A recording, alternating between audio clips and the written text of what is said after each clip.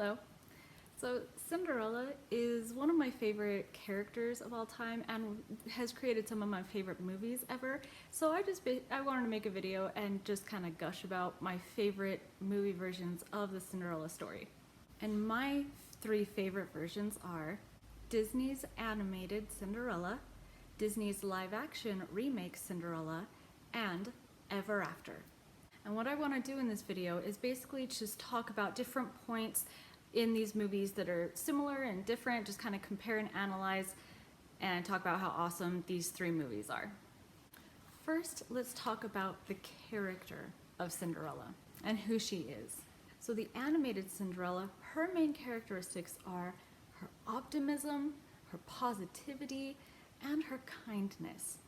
And these are such admirable traits that I feel, unfortunately, have kind of fallen by the wayside and in a sense have kind of become obsolete or old-fashioned, which is such a shame because these are such important traits. I actually wish that more modern characters had these traits as prominent traits because, I mean, go and spend 5 minutes on any social media platform and tell me that positivity isn't a trait that we need to be promoting right now. We need more princesses like Cinderella. In the new Cinderella, her character is defined by a wonderful phrase that her mother teaches her, which is have courage and be kind. And I love this so much. And it's very similar to the first, but it's much more defined, and it plays a much larger role in the story, you know, her relationship with the prince and the tie back to her mother, and I just love it so much. So it's interesting, those two are very similar, but in Ever After, Cinderella's character is actually a little bit different. She is kind, she is thoughtful, she is friendly, but she is different in the way that she is very spirited and a tomboy and a tad aggressive at times. And I love both of these different versions. They're different, but they're both great. Next thing to talk about is her stepfamily. So in the animated Cinderella, the stepsisters are kind of caricatures of just being silly, vain, selfish, and mean. And the stepmother definitely fits into that title of evil stepmother, and is often kind of shown as the face of it, actually. She is a very intimidating character. The animators did such a great job of making her very scary. And not a lot of motive is shown to us behind the scenes of why that is. She's just a very intimidating character in Cinderella's life, which is such a great contrast then to Cinderella's kind nature, just having that opposing force against her through the whole movie. It's a great dynamic that they created.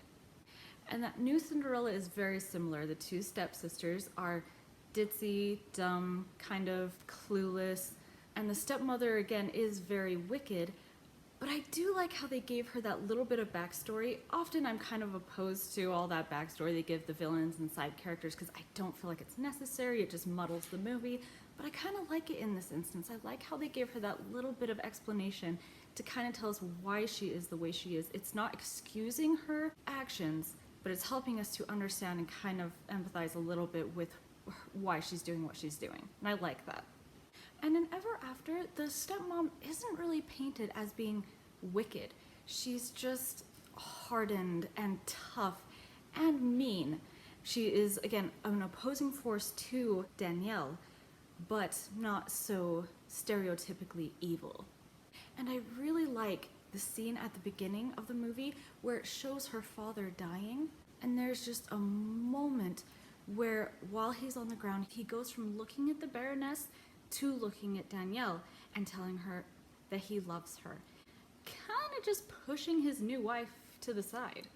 It only lasts a moment, but it's all you need to show how the stepmother gets that motivation to be bitter at Danielle, because the man she married didn't care for her as much as he did this child who she is now stuck with. I love that moment. It says all we need to know. It's a great setup for her character and her motivations. And the more complex characters of the stepsisters. One of them is, you know, a wicked stepsister, but the other one is sympathetic and kind, and I really like how they broke that up and made one of them become an ally and be able to be someone who helped her and was kind to her, while the other one was actually in direct competition with the affection for the prince. It creates such a much more complicated set of events and motives. So there's the stepfamilies. I think they did a great job in each of these movies tailoring the stepfamily to enhance Cinderella's character as it needed to be in those individual stories. Brilliant. Next up, the prince. So the prince is actually portrayed pretty differently in all three of these versions. In the animated Cinderella, he's kind of a non-character. He's really not that important to Cinderella's development, character growth, and overall story. He is there kind of as a plot device. He's not the main focus, and I feel like that was very intentional, and it is okay in the story that they decided to tell. They wanted to focus on Cinderella's relationship with her animal friends in her home, and so that's where they decided to put their focus, and that's fine. Because honestly, I personally never looked at old Disney fairy tale movies as a template for my dating life. So when people say that, these are bad role models or examples for kids, giving them false expectations for later on in life, I don't know. I see it as a fairy tale. It doesn't bother me so much that they fall in love in one day because it's obviously fantasy. But maybe that's just me. I don't know. However, in the new Cinderella, the prince plays a much more prominent role. And they did decide to shift the focus to that love story. And I think their first meeting in the woods was brilliant because it gave them an additional scene, so it wasn't just at the ball that they interacted and fell in love in one night. They had extra time where they became friends first. And there's actually a video that I would recommend done over on the channel Shadowversity. He does an excellent breakdown of why this initial meeting is just so amazing. I'll link the video down below. The dialogue is done so skillfully to where every line means something and develops into the next line of dialogue that progresses their relationship in such a short amount of time. It's so effective and so well written. And then their next meeting, of course, at the ball when they dance. Oh, that dancing is so amazing. There's so much chemistry and it's so romantic and just spectacular to watch. There's no denying that that is one of the best scenes ever in any Cinderella movie. They also do the fun little setup of her losing her shoe on the swing, and so there's a setup, they've already done it, so when they do it again, it feels like a payoff because we've seen it before that he has already done that. I gotta say, good thing they had a swing that big that could fit that dress. I was very lucky. It is kind of silly still to think that he never really learned her name, but they play it off well enough that they get away with it. Anyway, I think that the chemistry that they are able to accomplish between Kit and Ella is beautiful, and they nail it. And then in Ever After, the prince plays a much more prominent role. The movie is almost just as much about him as it is about Danielle, because it cuts back to his personal life a lot and what it means for him to be king and how he doesn't want that and all that jazz. So he is much more of a main character in Ever After than he is in Disney's movies. And their love story plays out quite differently, where they have many, many meetings throughout the movie. And it's kind of interesting because he's not meeting with who he thinks he is, right? He thinks he's meeting with someone of higher rank, more equal to him, and not a servant. And so it's just a different angle to play, and I think it's beautiful that they made these two characters more fleshed out so that they have so much more screen time together, so much more development and time to connect and fall in love. And it's so interesting that what they decided to do with their characters is at the ball they had their fallout, where the prince, learning who she is, rejects her, and that's a whole nother development of their relationship that they have to go through then after that.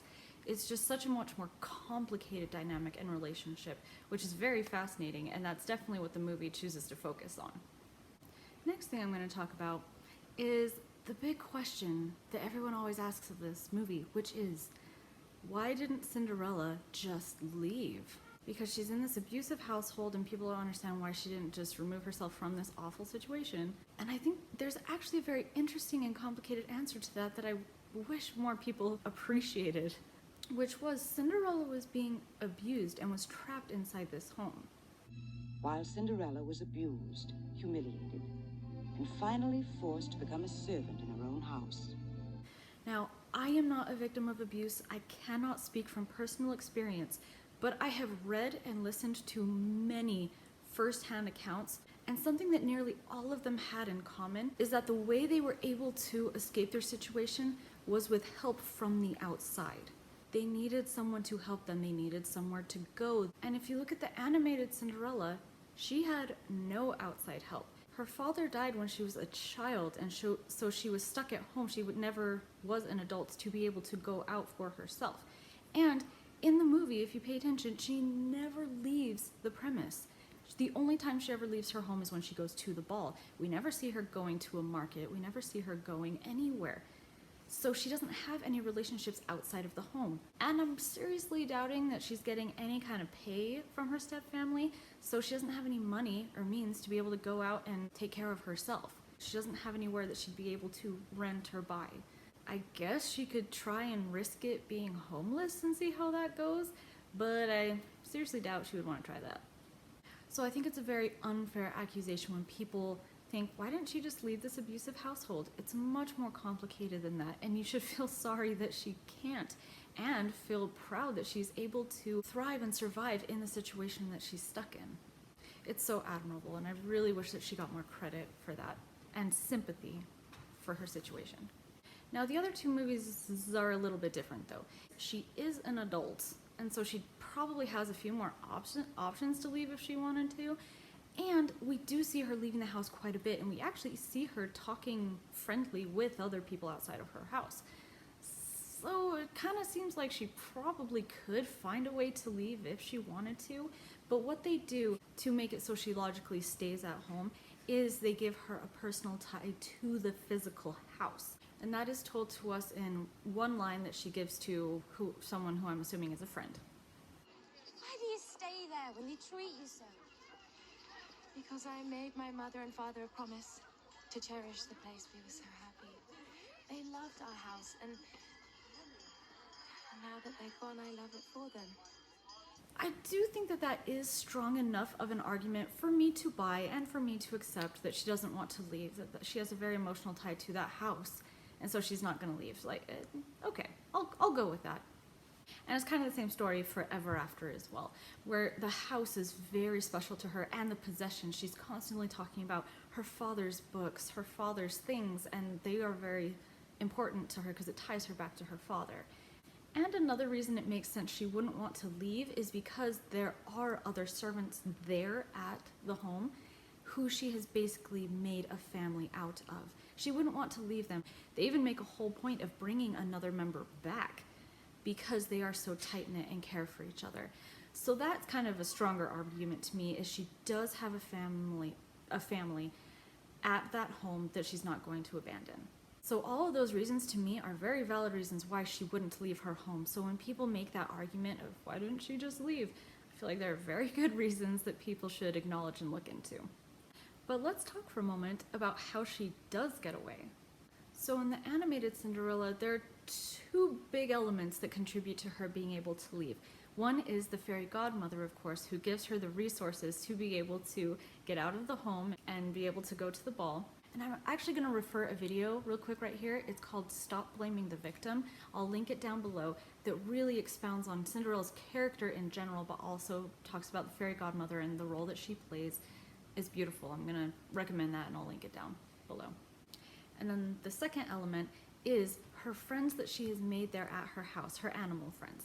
Because at the end, when her stepmother locks her inside of her room, how she is able to escape is coordinating with the support groups that she has established there in her home. They go and get the key for her, and Bruno chases away Lucifer, who's trying to foil her attempt to get out. And so it is kind of supporting that thing of needing people to help you escape your situation. And it is a testament to how her kindness, optimism, thoughtfulness paid off in how she treated all of these animals, that they then had her back because of the kindness that she showed to them. They cared about her. It's such a strong and important message, and I love it. So in the new Cinderella, it actually plays out quite differently, where the slipper going around isn't the only opportunity for her to try and be able to escape. They have the whole thing where the prince sends out the message where he's like, please come to the palace, I want you to come back. And I really like how they did that, actually. How the prince tried to logically get her back without doing this whole shoe trying on thing. But then when none of that worked and she wasn't able to get to him, then he resorted to what he did have to work with, which was the shoe. Makes a lot more sense. But then it isn't some errand person that he sends to go out to do the shoe. He goes himself, which I love because then he's able to have an interaction with Ella. And how it plays out is instead of it being her support group of animal friends, which would kind of be unrealistic because in this movie, they don't talk, they're not as humanistic. There's a word for that. What's the word for that? When they're kind of humanesque. I don't remember. Anyway. So it makes sense that they're not the ones to fully rescue her, even though they still do by opening up the window. But anyway, in this movie, they made the prince a much bigger character, and this movie focuses much more on the romance between the two characters than the animated one did. So I do like how the prince comes and is part of her escape. It makes it pretty romantic, and I like that. And Ever After is even more different because Danielle saves herself. But actually, I only have 2 pet peeves with Ever After, and the biggest one being the line when she is being held captive by the bad bald guy, and she says, "My father was an expert swordsman, he taught me well." Didn't he die when you were like 11 or something? And didn't he spend a lot of time away from home? When did he teach you how to sword fight? Especially to a degree in which you are able to very effectively defend yourself. And like that's a little bit hard for me to buy, but whatever. But something that I think is very important is the prince was on his way to rescue her and had the intention and the means to do so because that's a big part of his character arc, because he had fallen away just before that and given up on her, and it was a big part of him to come to realize, no, he does love her, this is what he wants. It's a very important part of what happens to him. So I think it is good that he was on his way to do that and would have been able to do that because that completes his character arc. But they still had her save herself. It all worked out so well. It all worked. It was great. The last thing that I'm gonna spend time on here is basically just spending some time gushing about the dresses and the costumes from these movies because they're amazing. The animated Cinderella dress is just so classic and iconic. I love it. It's actually on my list of cosplays that I want to do one day. I have a fair amount of sewing skills and I dream of one day being able to make a real version of the animated Cinderella's dress. I'm thinking something along these lines. Like, I want it to look like the animated one, but I also want it to have a real fun sense of reality to it. But I'm a little intimidated to do that because I know it's a lot of fabric, and so I don't know when that'll happen. But I absolutely love it. It's so beautiful, and it is silver, and I will defend this till the day I die. It is not blue, it is silver. There's a couple of reasons for the misconception that it's blue, one of which is Disney's current promotion of Cinderella is her in a blue dress. And so of course people are going to think it's blue because that's what they see her in. When's the last time you watched the animated movie? I mean, you know Cinderella from their promotional images, and it bothers me so much because it's silver. And another thing is how it's rendered. Depending on different versions of Cinderella that you're watching, the coloring was rendered differently depending on how they restored it. So in some versions it looks more blue than others, so that's kind of confusing. But also, one of the big things that makes people confused is she is in shadow a lot of the time, and when Disney puts characters in dark settings, they tint everything blue. Go and look at any other Disney movie. When it is nighttime, they tint everything blue to give you the impression of it being night and it being dark. They've done that for decades, and so that is what is happening here in Cinderella. They are dancing in shadow, and so it's tinted blue. The prince's outfit is bluer while they're dancing than it is when he's standing inside in the light, for instance. So it's so deceptive and misleading. Anyway, it's silver. I'm standing by that. I know one of the reasons they changed it to be more blue in the modern dress and whatever is because they thought it looked like a wedding dress, and they didn't like that. So whatever. I think that's a pretty weak reason. It's so much more pretty silver, but whatever.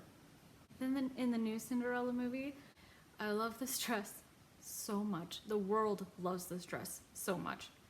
This costume, though, I don't have any desire to make because I have been following along with a YouTuber named Bella May, who I will link down below as well because she's in the process of remaking a movie-accurate Ella ball dress.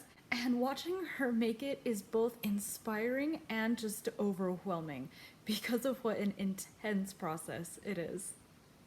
The costume designer, Sandy Powell, said her 2 biggest things was she wanted it to look good dancing, and she wanted it to look good while she was running away. And so those are the things she was thinking when she was making the decisions about this dress. She said she wanted it to look like a watercolor painting.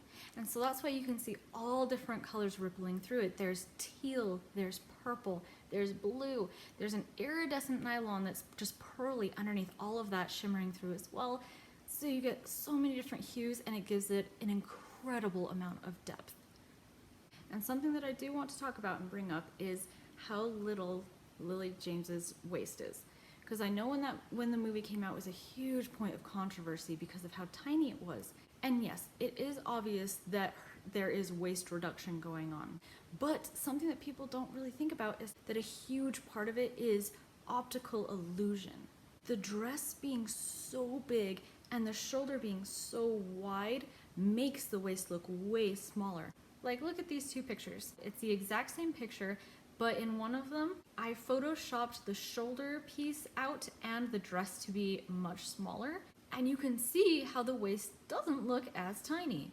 So much of it is optical illusion, and that's a big factor that people need to acknowledge and recognize, that it's not just waist reduction, there are other things at play.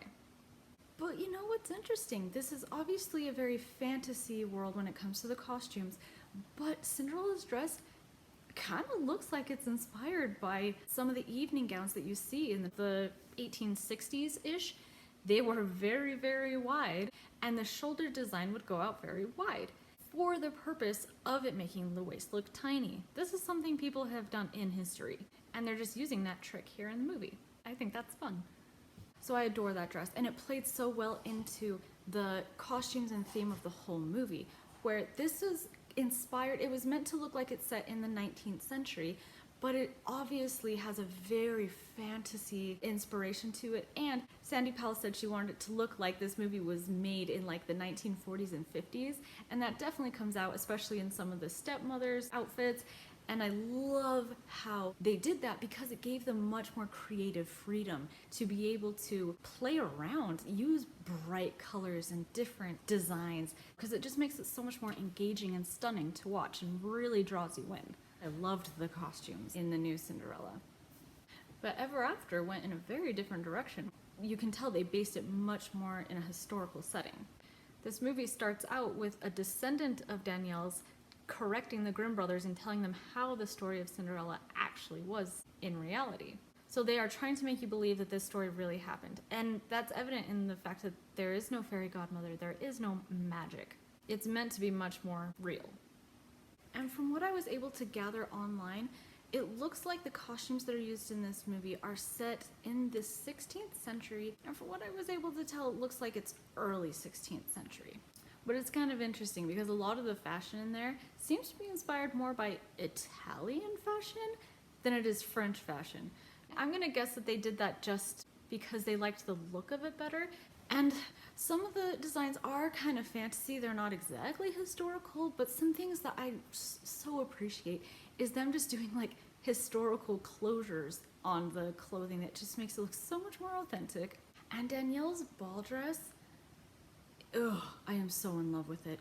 This masquerade dress is the top of my cosplay list that I really hope to do some way. It was actually the first dress that ever got put on my want list. But so I started looking into it, and the more I looked into making it, the more I realized there is so much detail, so much handwork went into this thing. I don't think I could ever recreate this accurately to a degree in which I feel like it would do it justice. And the wings are such a beautiful accessory. They're breathtaking. And those alone are so intimidating to me to even try to make. And it's interesting, the face paint that's on her face, initially Drew Barrymore wanted it to be much more like a butterfly. But I'm really glad that the overall movie makers kind of shut that down and decided to go more subtle, because I do think that if it was a full-on butterfly, it'd be kind of distracting. So I'm glad they went kind of with a more just ethereal face design. I love it. She looks so beautiful, and oh, I love that costume so much. But all the costumes, of course. Every single costume in this movie, I love. I love them all. All the dresses are beautiful. I don't feel like there's a single one that they skimped on or only kind of did half effort on. I love them all. There is so much more you could talk about with these Cinderella movies, and I'm pretty sure I forgot a few things that I was going to talk about, but I'm glad that I was able to express at least most of my thoughts about why I love these three stories so much. So thank you so much for watching, and I hope you have a great rest of your day. Bye. Hi. What's up? Why are you, Mommy? What? Who's the Mommy? This Mommy or this Mommy? This is Mommy. This is Mommy. This is Mommy? This is Mommy. Am I Tony? Yeah, you're Tony, I'm Mommy. Oh, okay. Just kidding, I'm Tony. Oh, I knew it. Yeah, Mommy. Ba-bo-bo, ba-bo-bo, ba-bo-bo, ba-bo-bo, ba-bo-bo, beep-beep-beep.